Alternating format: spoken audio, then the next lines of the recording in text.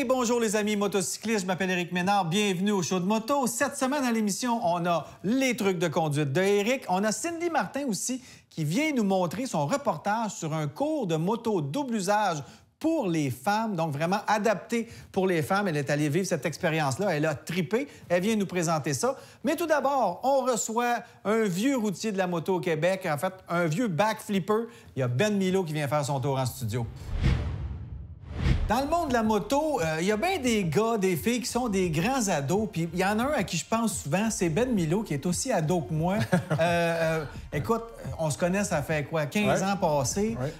Et là, l'ado en toi a décidé de partager sa passion. Ça fait longtemps que tu nous fais triper avec tes shows, avec ton Minoland Experience puis tout ça.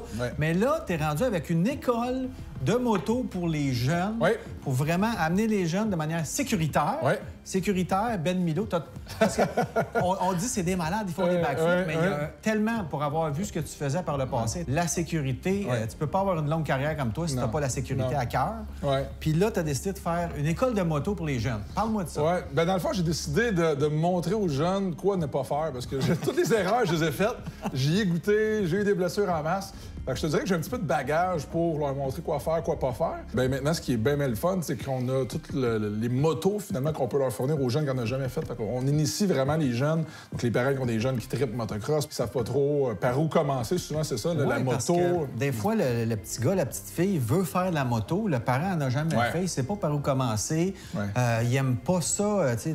Il a peur, c'est pas l'équipement, il veut pas avoir ça dans le garage, une moto. Toi, c'est... Ça s'appelle Académie Minoland. Académie Minoland. Et c'est ça. Fait, comme tu dis, ce que je me suis rendu compte, c'est qu'il y a beaucoup de parents, finalement, qui n'ont pas les connaissances. Puis comme tu dis, ils savent pas par où commencer. Moto, pas moto, équipement, comment ça marche, les pistes, tout ça. Fait que je pense qu'on a monté un programme, justement, qui est fait pour cette clientèle-là, de parents qui ont des enfants, qui trippent sport extrême, qui ont besoin de bouger. Puis on les encadre vraiment dans un milieu qui est super sécuritaire, avec des formateurs, des motos électriques. Fait que c'est bien le fun. Donc, c'est pour les jeunes de 5 à 12 ans? 4 à 12 ans. 4 à 12 ans. Exactement, oui, vraiment. Côté moto, tu travailles avec Husqvarna, qui ont une petite moto qui s'appelle le Stay6. Le Stay6, donc c'est électrique, ça. Parle-nous de cette moto-là. Bien, ce qui est le fun avec le Stay6, c'est que, premièrement, on peut mettre les enfants en bas âge là-dessus, puis c'est super sécuritaire.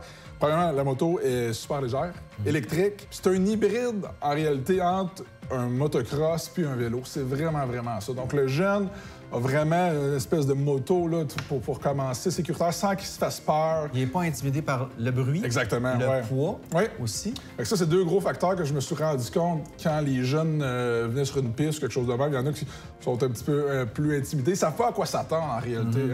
Fait que là, ils arrivent sur la piste, puis là, quand ils se rendent compte que bon, ça ressemble un petit peu à leur vélo, ça mène pas de bruit, bien déjà là, c'est plus facile finalement les prendre et les amener à faire leur premier tour de piste. Bon, alors là, qu'est-ce qu'ils font dans une journée type? Ils arrivent, ils vont se familiariser avec la moto, ils vont choisir leur équipement. Exactement. Casse de motocross, c'est cool. Après ça, la moto, tu vas leur expliquer c'est quoi cette moto-là, comment ça marche. Exactement. Tu n'as pas au moins à leur montrer comment changer les vitesses. C'est déjà ça, parce que c'est automatique. Exactement. Non. Ça, évidemment, c'est un gros morceau, les vitesses, bon, l'embrayage, tout. Donc là, ils s'occupent pas d'embrayage, c'est 100% automatique. OK. Puis les backflips, c'est en après-midi. C'est ça. Un petit peu plus tard. Je leur conseille pas, parce que moi, j'étais un ancien coureur de moto. Fait que, tu sais, j'ai pas commencé par faire des backflips, ces affaires-là. C'est venu un petit peu plus tard. C'est ça. Donc, tes jeunes arrivent là. C'est des jeunes hyper actifs, c'est des gars, des filles, c'est qui? J'ai des petites filles de plus en plus qui viennent. C'est super le fun à voir. J'ai des jeunes, évidemment, des jeunes super actifs qui ont besoin justement de bouger, d'avoir une alternative. De brûler du gaz. Exactement, entre parenthèses. Mais ils ont besoin d'une alternative, finalement, au sport traditionnel, comme le hockey, le soccer, ces enfants-là. Rien contre ces sports-là. Mais ils ont besoin de quelque chose d'autre. Puis, on a une clientèle qui connaît rien à moto, qui tape motocross, court. Toi, tu sors. Moi, je sors. Fait que là, ils viennent nous voir à Yamachiche, au parc, pour ça. Fait que ça, c'est bien le fun. Il y en a d'autres, c'est des gens qui me connaissent. Fait que c'est du bouche à oreille. Et tes moniteurs, c'est qui? Des jeunes qui ont travaillé avec toi depuis Oui, c'est ça. Ce que je me suis rendu compte, c'est que c'est pas parce que tu es un bon pilote de moto que tu vas être nécessairement un bon coach. Non. Hein? Fait que des bons pilotes, il y en a partout. On en connaît. Mais un bon coach, quelqu'un qui va pouvoir transférer son savoir puis le communiquer à un jeune, c'est un autre paire de manches. Puis j'ai Charles Doucette, qui est un super bon pilote, qui en fait depuis longtemps, puis qui avait déjà coaché, il avait déjà de l'expérience dans d'autres centres, qui est venu travailler avec moi. Puis là-dedans aussi, c'est que l'aspect fun aussi, que je pense qu'il faut transmettre plaisir aux jeunes. Oui, évidemment, on est là pour les aider, les coacher, mais on s'entend, là, c'est pas un cours pour prendre le jeune puis faire un champion du monde. C'est pas ça. C'est vraiment l'initier, puis surtout qu'il s'y passe un après-midi à s'amuser. Oui, parce que quand tu as du fun, tu te fais pas peur, tu as le goût d'en refaire. Vraiment, oui. Ça peut te développer une carrière de moto. Moi, j'ai appris comme ça aussi, en faisant avec mes chums. C'est super important. Mais bon, ça, c'est une de tes activités, mais toi, tu fais plein d'affaires. Là, tu as ta balado. Oui. Comment tu trouves ça, faire ça? C'est vraiment le fun. J'aime ça. T'as du temps pour jaser. Oui, on a du temps pour jaser. C'est un format qui donne bien la liberté, justement, pour jaser, puis vraiment aller dans des sujets que d'habitude, on n'a pas le temps de parler. Tu sais, ça a l'air bien le fun, puis bien glamour, tout ça, sauf que c'est quand même pas mal de travail.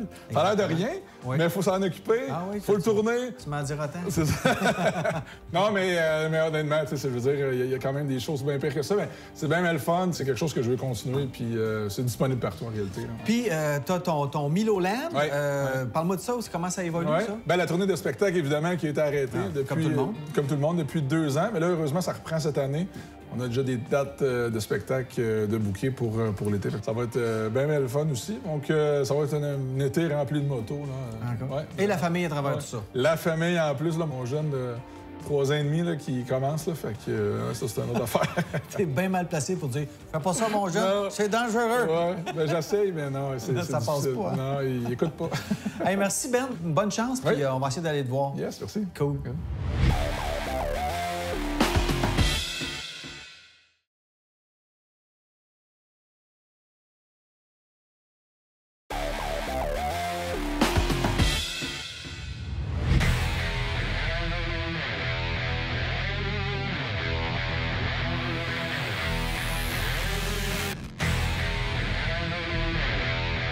Si vous suivez le monde des motos sportives ultra puissantes, vous avez sûrement entendu parler de la Kawasaki H2 qui est sortie il y a quelques années déjà. Eh bien là, on a la version H2 SX SE, donc une version encore plus évoluée de la SX qui était déjà pas mal sportive. Ça se veut une moto sport touring, mais qui, évidemment, se situe pas mal plus du côté sport que touring. Le 4 cylindres suralimenté de 998 cm3 est inchangé cette année, tout comme sa puissance de sortie. Les petits changements de transmission incluent une deuxième vitesse légèrement plus courte, un meilleur refroidissement de l'embrayage et un système d'échappement plus simple, sans pré-silencieux. On a aussi les pneus Bridgestone Batlax Hypersport S22 qui sont maintenant montés de série. En 2022, plutôt que de travailler sur les performances déjà stratosphériques du moteur de la H2, on a décidé de la rendre un peu plus conviviale pour le sport touring.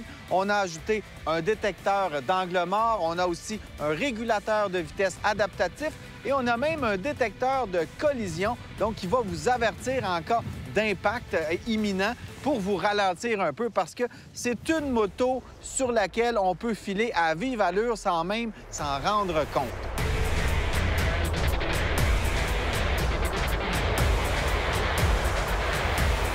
Là où on réalise que c'est une moto axée sur le côté touring sportif, bien, on a des suspensions très confortables qui sont réactives. Elles viennent s'ajuster en fonction de l'état de la chaussée, comme ici.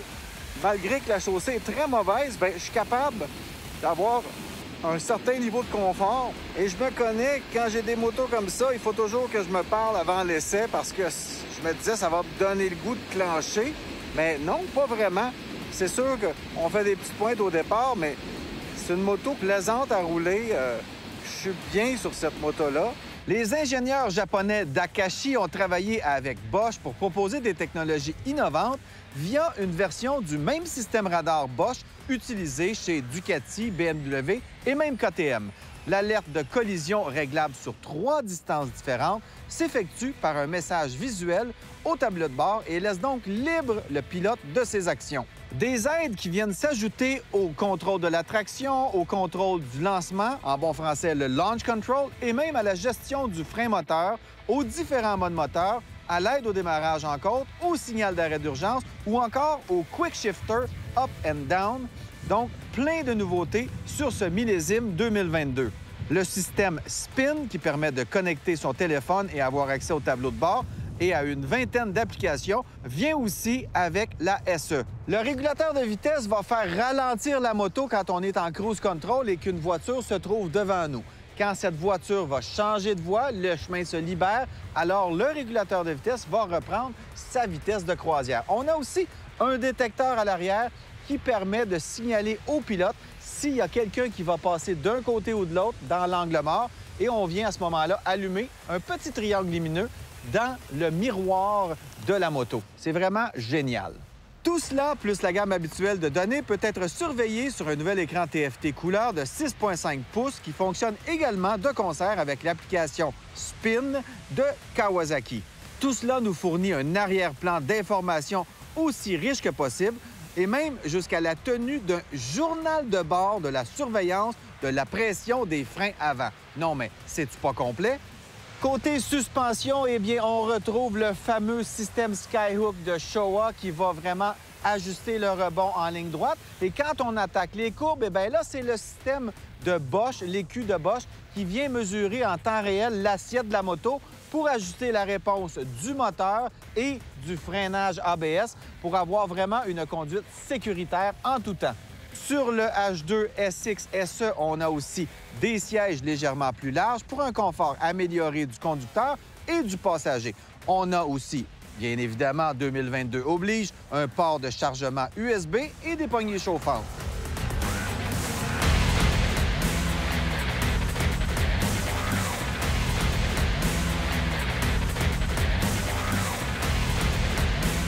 On aime rouler une moto comme ça, un peu comme, j'imagine, des gens roulent des Ferrari qui peuvent atteindre des vitesses ahurissantes, mais qui les roulent dans les limites des vitesses permises. Bien, c'est juste de rouler une belle mécanique, d'avoir de la puissance en masse et d'entendre ronronner ça et de savoir que si on veut, on peut. Bref, cette Kawasaki H2 SX SE 2022, est-ce qu'on a besoin de ça dans la vie? Pas du tout. Est-ce qu'on la veut? Oui! Oui, pourquoi? Parce que ça a près de 200 HP. C'est quand même une moto de près de 32 000 $. Donc, c'est vraiment une moto très évoluée, même si elle a quand même l'air d'une sportive régulière, si on veut. Mais pourquoi on veut cette moto-là? Bien, c'est une vitrine technologique pour Kawasaki. On a vraiment tous les aides électroniques que Kawasaki peut installer sur une moto sur la H2 SX SE. Et en plus, on peut faire du sport touring à deux. On peut être confortable là-dessus. Rappelez-vous, la Concours 14, qui était vraiment populaire chez Kawasaki, eh bien, on a maintenant la H2 SX SE, qui est encore plus puissante et tout aussi polyvalente. Donc, est-ce qu'il va y en avoir beaucoup sur le marché? Pas vraiment, parce que c'est quand même une moto de pointe. Mais chez Kawasaki, on mise quand même sur ça pour être le porte-étendard de la marque côté puissance et sportivité. Alors, si votre soif de puissance et de technologie est intarissable, bien, regardez la H2 SX SE. C'est peut-être une moto qui va répondre à vos besoins.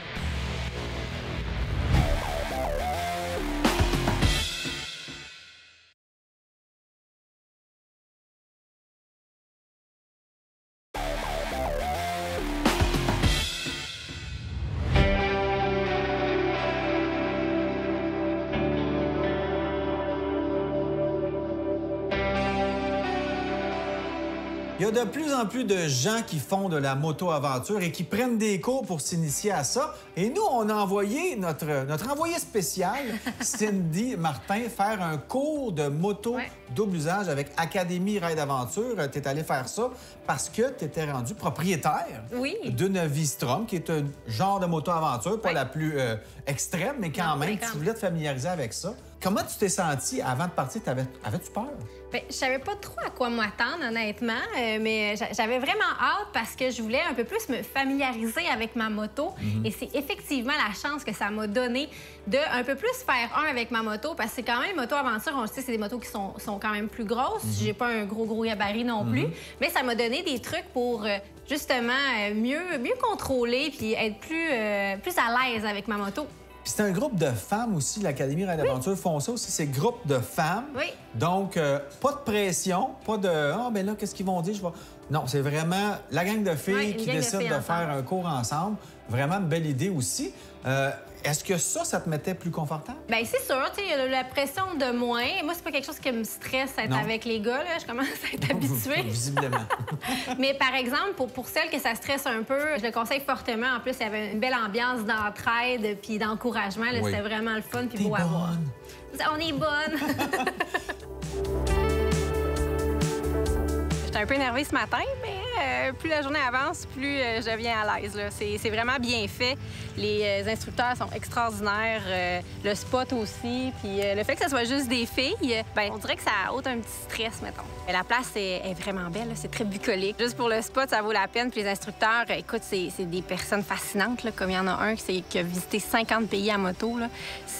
Écoute, on se fait pas enseigner par n'importe qui. Là. Ils ont tous suivi des formations avec BMW. C'est des gars même qui ont fait des championnats. Donc, on est vraiment gâtés qu'aux instructeurs.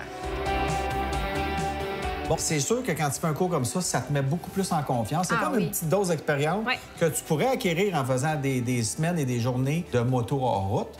Mais ça, c'est en une journée, tu apprends plein de trucs. Puis après ça, ben, t'es très à te pratiquer. Oui, bien là, c'est ça. Après ça. Puis aussi, je pense que vous avez découvert ça. C'est pas un événement Red Bull que vous allez faire. C'est pas les Ah non. Romaniacs, là. C'est juste de dire, OK, on va se familiariser, rouler sur une route de garnotte. Quand tu te promènes puis le guidon fait ça, ben C'est normal. tu vas pas mourir. Non, là. c'est ça, c'est normal parce que quand tu conduis sur la route normale, il y a des comportements que ta moto ferait qui seraient très épeurants, qui vont le faire hors route, mais que c'est normal. C'est Ouais. comme la roue arrière qui part, par exemple. Fait que c'est comme un peu de lâcher prise sur certains comportements que ta moto va avoir hors route, puis de justement être confortable avec ça. Puis est-ce que tu as trouvé, suite à ce cours-là, que ça t'a donné de l'assurance même sur la route? Ah oui, oui, oui, vraiment.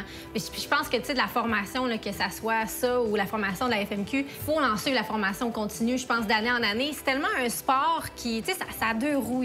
Tu sais, c'est quand même un sport qui est dangereux. C'est plus facile à contrôler. Il y a juste 2 roues au lieu de 4. Moi, je trouve que c'est plus facile. Non, mais déjà. c'est un sport qui est technique, c'est un sport qui peut être très dangereux. On le voit à chaque année, il y a des accidents. Puis je pense que la formation est importante, que ça soit en route ou sur la route. Est-ce qu'ils vous ont parlé d'équipement aussi? Oui, oui, oui.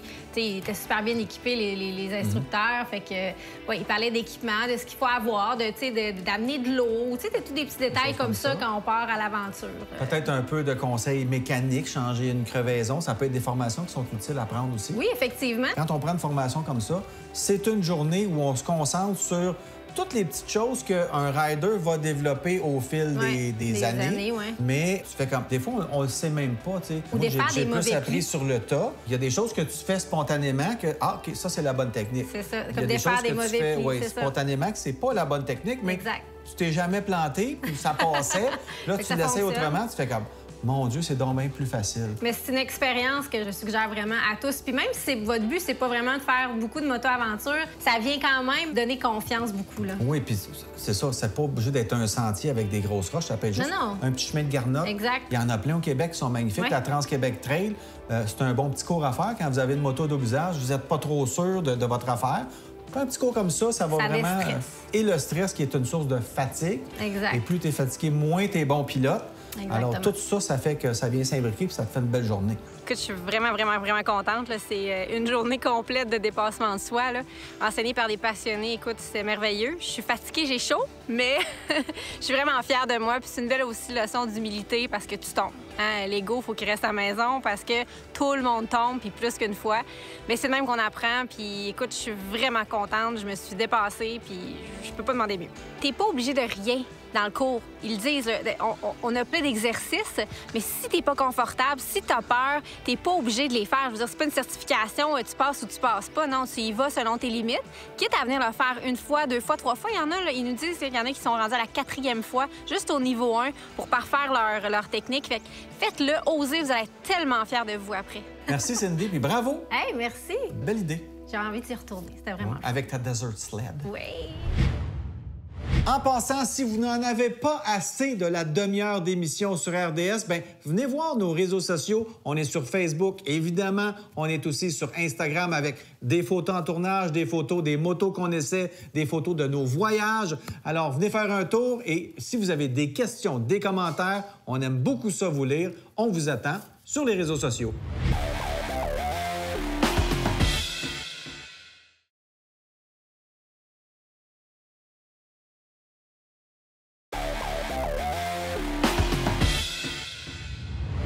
Lorsqu'on roule en moto, il faut évidemment penser à la sécurité. Et qui dit sécurité dit aussi fluidité. Je m'explique. Bien d'abord, pour être fluide à moto, il faut regarder loin. On vous en a parlé 100 fois dans vos formations pour la moto. La vision, c'est essentiel en moto. Donc, on regarde le plus loin possible plutôt que de regarder par terre, voire même de regarder ses guidons. Et si on aborde une courbe, on va regarder loin dans la courbe. Très important. Ensuite, la fluidité, c'est très important pour votre confort de roulement. Non seulement pour vous, mais pour vous, c'est moins pire, vous avez votre guidon, mais pour le passager ou la passagère, la fluidité, c'est super important pour éviter de se promener comme ça sur la moto. Et être fluide avec la moto, c'est éviter de perturber la moto. On ne veut pas freiner brusquement, accélérer brusquement ou même changer de direction brusquement. Pourquoi? Parce que là, entre en jeu l'adhérence. Et je m'explique encore une fois. Un pneu de moto, c'est pas fait comme un pneu d'auto. C'est pas mal plus profilé. Au freinage en ligne droite, il n'y a pas vraiment de souci. Plus on va freiner sec, plus la fourche va compresser le pneu avant pour donner un maximum d'adhérence. Mais c'est au virage que ça se complique. Plus on va pencher et plus on va être sec, moins on va avoir d'adhérence. Par exemple, si le pneu est comme ça et que j'y vais tranquillement, il n'y a pas de souci, on compresse tranquillement, l'adhérence va vraiment augmenter. Par contre, si on penche et qu'on donne des coups sur notre frein, eh bien là, à un moment donné, ça va déraper. Donc, il faut toujours penser à votre fluidité, d'éviter de brusquer la moto, de brusquer votre passager ou votre passagère et de garder votre adhérence au maximum. Donc, en résumé, pour augmenter votre fluidité à moto, on regarde loin, on garde un œil sur nos rétroviseurs et nos angles morts, on évite les mouvements brusques pour que ce soit agréable pour vous comme pilote et pour un éventuel passager. Et rappelez-vous que la meilleure randonnée, c'est toujours celle que l'on peut faire le lendemain. C'est tout pour l'émission cette semaine. J'espère que ça vous a plu. Un petit conseil en terminant, si vous avez débuté votre saison de moto, rappelez-vous que pour se dérouiller ou pour s'améliorer, il y a de nombreuses écoles de perfectionnement moto au Québec. Donc, je vous invite à faire vos recherches. Il y en a plein qui sont de très bons coachs, de très bons conseils pour faire de la moto. Donc, allez voir ça. Et en passant, la semaine prochaine, on aura les trucs de conduite. On parle de la brocante moto qui revient en force cette année. La COVID est pratiquement terminée, enfin. Et on va aussi, bien sûr, avoir des essais de nouveaux modèles de moto. Salut, bonne semaine et à la semaine prochaine.